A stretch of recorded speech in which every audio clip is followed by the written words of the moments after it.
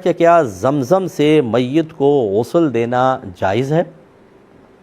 دیکھیں، ادب ایسا نہیں ہے، ادب کے خلاف ہے کہ آپ یہ پانی، پاکیزہ پانی جنابت اتارنے کے اندر استعمال کریں، کیونکہ جب انسان فوت ہوتا ہے تو فوراً اس پہ جنابت طاری ہو جاتی ہے، اس پہ غسل گویا کہ واجب ہو گیا۔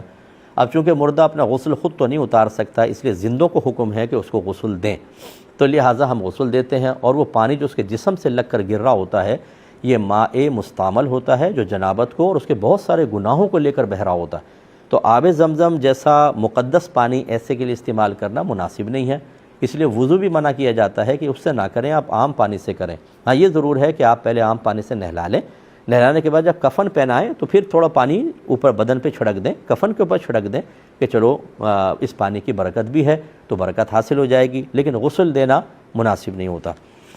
کسی نے پوچھا کہ وطر سے پہلے کی 2 سنت اگر بھول گئے تو کیا بعد میں پڑھ سکتے ہیں؟ جی، پڑھ لیں بالکل، اگر آپ 2 سنت موقعہ بھول گئے تھے تو پھر بعد میں بھی آپ ادا کر لیں، ادا ہو جائیں گی۔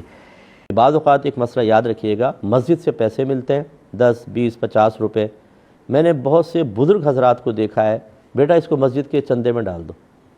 بھئی آپ کو کیسے یہ حق حاصل ہے؟ یہ لقطہ کہلاتا ہے، پڑی ہوئی چیز۔ اس کا طریقہ کار یہ ہے کہ یہ کمیٹی کو یا امام صاحب کو دیا جائے، اور امام صاحب نماز کے بعد اعلان کریں کہ کچھ رقم ہمیں ملی ہے، جس کی ہو آ کر لے جائے۔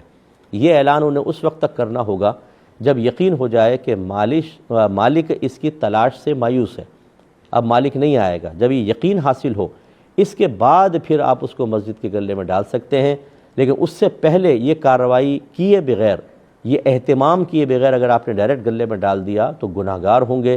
کسی کا پیسہ اس طریقے سے ہم نہیں ڈال سکتے، ایسے بزرگوں کو بھی ذرا خیال کرنا چاہیے۔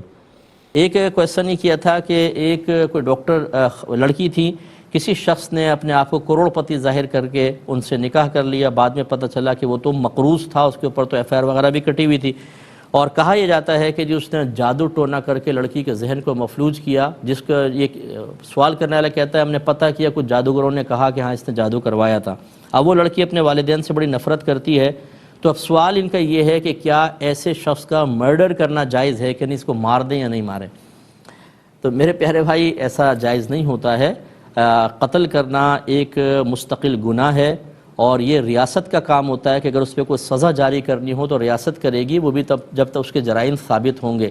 اس طرح اگر کوئی مختلف چیزوں کے اوپر قتل و غارت کی اجازت دے دی جاتی تو پھر آپ بھی نہ بچتے، کیونکہ کوئی نہ کوئی کسی نہ کسی جہت سے کسی نہ کسی طرح کی کسی خطا میں مبتلا ہوتا ہے، تو قتل و غارت عام ہوتی، تو مرڈر بالکل جائز نہیں ہے۔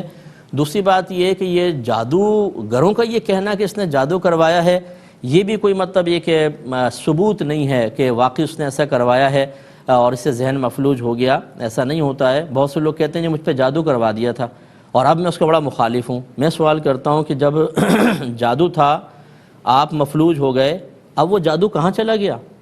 اب اس کے تعویذات بے اثر کیوں ہو گئے؟ اب آپ کا ذہن کیوں بن گیا کہ اب اس سے دور ہونا چاہیے؟ تو یہ مطلب یہ کہ سب ہمارے توہمات ہوتی ہیں، اور یہ جادوگر وغیرہ اسی طریقے سے پھوٹ ڈلواتے ہیں، بدگمانی ڈلواتے ہیں۔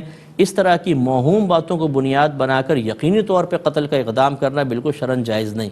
وہ ڈاکٹر بچی ہے، سارے معاملات کر رہی ہے، کیا اس کو عقل نہیں تھی کہ مجھے کیا کرنا ہے کیا نہیں کرنا؟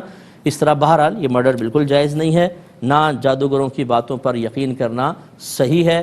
جو میں نے پہلے بھی آپ کو کہا کہ جو عامل، جو جادوگر یقینی طور پہ خبریں دینے کا عادی ہو، یقینی، ایک ہوتا ہے عامل کہتا ہے بھی میں اپنے علم کی برکت سے بتا رہا ہوں، باقی اللہ تعالیٰ بہتر جانتا ہے، ایسا ہو سکتا ہے، یہ ہے ظنی چیز، اور ایک ہے کہ نہیں ایسا ہی ہے۔ ایسے شخص سے تو فوراً پوچھیں بتا میری جیب میں کیا ہے، اس جیب میں کتنے پیسے ہیں، اس میں کتنے، خالی جیب کے بارے میں پوچھو بتا اس میں کتنے پیسے ہیں اور کون سے ڈاکومنٹس ہیں اور اس میں کس کس کا نام لکھا ہوا ہے۔ اگر وہ اتنا ماہر ہے کہ وہ بتا سکتا ہے کہ فلاں نے جادو کروایا ہے، تو وہ یہ بھی بتا سکتا ہے کہ آپ کی جیب میں کیا ہے۔ 2 منٹ میں اس کو اپنی اوقات یاد نہ آئے تو میرا نام بدل دیجیے گا۔